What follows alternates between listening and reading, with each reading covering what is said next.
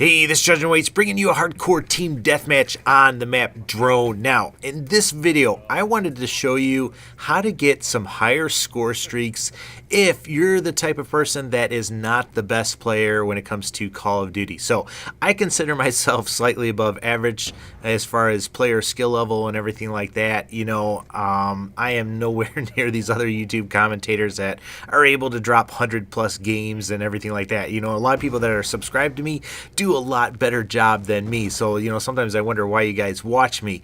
But I know there are a lot of people that kind of struggle with this game and, cannot pull off these normal high score streaks. So I want to give you some tips and show you something that works, something that I learned actually from another YouTuber that you might be able to implement and pull off some high score streaks because, it's fun dropping a swarm, in a game, especially in a team deathmatch game. So I wanted to give you some tips on how to do that in hardcore. Now, where do my tips come from? I was actually watching a guy named Scene Anners, you might know him, and a guy named Hutch a long time ago, because when I was playing Modern Warfare 2, I heard about this thing called a nuke, and I really wanted to get it. So I went to YouTube to see if I could learn how to get one, and lo and behold, I was watching those two guys. Yeah, I'm sure you've never heard of them before, but I was watching those two guys, and they gave me this one tactic that I learned, and I put into, I implemented it, and I was able to get some nukes, and lo and behold, it just changed everything as far as my style of play and everything like that. So their tip was to patrol an area, especially Hutch. I remember watching him on this map that was on the top of a high rise. It had a helicopter in the middle and everything like that, and a tunnel that you could go underneath. I can't remember what the name of that map was, but he said, just patrol the heck out of, and I think he used some swear words, patrol the heck out of this area, and that's what he did, and he ended up getting a lot of kills. He was playing free-for-all, but I started to implement that not only in free-for-all, but in team deathmatch, so I'd kind of pick these spots. Now, Scene Anners, he kind of doesn't run through people. He's very capable and can do that, but a lot of times he'll go up into these engagement areas, and he's very smart on how he engages people. So I wanted to kind of show you what that looks like in hardcore. You see this building right here. This is on the edge of one of the spawns. So I am controlling this area. I am trying to patrol this and engage people in this area.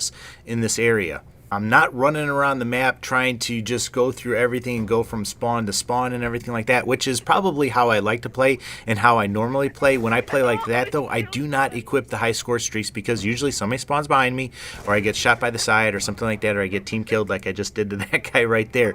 But I am controlling this building. Once in a while I'll go on the outside of it, but you don't see me running everywhere. And I think it's really helpful to use bouncing betties. You might pick up a kill with them. Otherwise, though, the people coming up are going to activate them, and you are going to know that there's somebody coming up, and you can be ready to just shoot them. So I want you to try this out. If you are not the best player, if you're an average player and you struggle to get these high score streaks, try controlling one section of the map and just keep patrolling it, running back and forth, and see what happens with that instead of trying to run around the entire map, or instead of trying even to camp in one little area. A lot of times when somebody tries to pick up those high score streaks, they might be able to do it, but a lot of times they're playing against people like me, and when I see somebody camping in one little area or something like that, I try to do my best to take that person out. So that's my goal when I'm playing. So if you're the type of person that is just sitting in a corner, you might get a few kills, but chances are somebody's going to come back, take you out, and you're not going to be able to pick up all those kills that you need to get the higher score streaks. So I wouldn't recommend just sitting in one little area or anything like that. That's why I'm saying go through the map, patrol one section, and it's got to be a spot that gets a lot of action like this building does. You don't want to go in some obscure part of the map, and that changes game by game. You got to kind of get a feel for where that spot is for each different map depending on who you're playing with. But let me know if that works out for you. Now, I wanted to talk about Iron Man 3. I don't know if you've seen it or not, but if you have not seen it, let this be a spoiler alert. I might mention something that's in the movie that you don't know.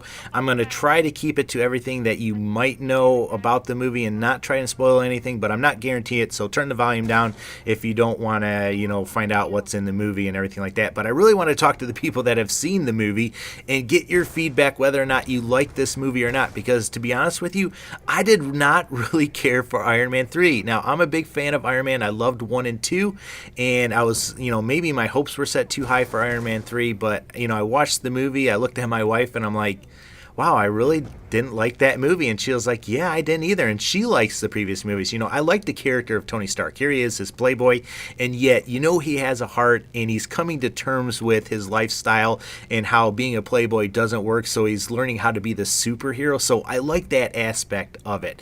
But in this movie, I just did not care for the plot, I guess. Tony Stark, or whatever the guy's name is, I can't remember it right now. Robert Downey Jr. He does an awesome job and is the perfect person to play this. But I guess I really just did not like the plot. Like what they did with Mandarin, I'm not going to tell you what they did with him, but let me know what you thought about that, because I thought that was just horrible. I thought that was one of the stupidest things. And then one of the other bad guys, he has this, they're basically genetically engineered, and this guy can turn super hot, I guess. I don't know how to describe it, but this guy can slice through Iron Man's suit, at will. And I mean, literally just slice through it. And I guess he has superhuman strength because, Iron Man is not able to just beat him down. He can actually match the suit's power, but he has this ability to slice through the enemy suits. I thought it was incredibly dumb that his clothes did not burn off, with getting that hot, and his chest is getting warm and everything. Maybe you say, well, he's just turning his arms warm or something like that, but, even if he just turned his arms warm, there's going to be enough heat there in order to slice through a suit that is going to catch his clothes on fire, and that is just something that drove me nuts. At least give him a costume that's heat resistant or something like that. I also thought what they did with Pepper at the end was just so predictable. I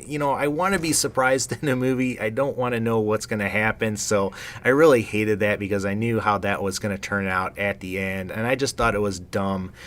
They tried to make Tony into kind of a James Bond. He's going off on these guys, and I don't know how I did not kill that guy, but he's going off on these guys without the suit, and he's just taking these trained, people out with like it's nothing. And I know it's supposed to be his ingenuity and everything like that, but why didn't they have some of these soldiers' armies at the end, guarding that place where he goes and takes on these people? I don't know. Of course, if they did that, he wouldn't have been able to take him on as just Tony, but I just thought that was a little dumb. There's just not enough time in the suits. I want to watch Iron Man, and I want to see him in the suits kicking butt and everything like that. I also didn't like how Tony Stark interacted with the boy, especially one of the words that he calls them. I just thought that was totally inappropriate.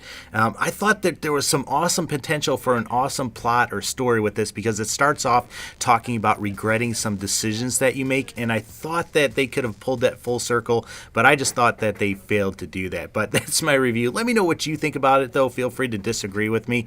One thing I want to ask you, too, is I've got a friend named Saxon who has a very, very rare form of cancer. Just found out about it. I would just really appreciate it if right now you just lift him up and his family up in prayer. And if you have a prayer request that you want me to pray about, send it to me. Send me a private message. I would love to be praying for you about that. I record all those and I do pray about those. So hope you like this video, though. Let me know what you think about it. If you like it, please give it a thumbs up. If you don't, let me know why. As always, though, take care and God bless.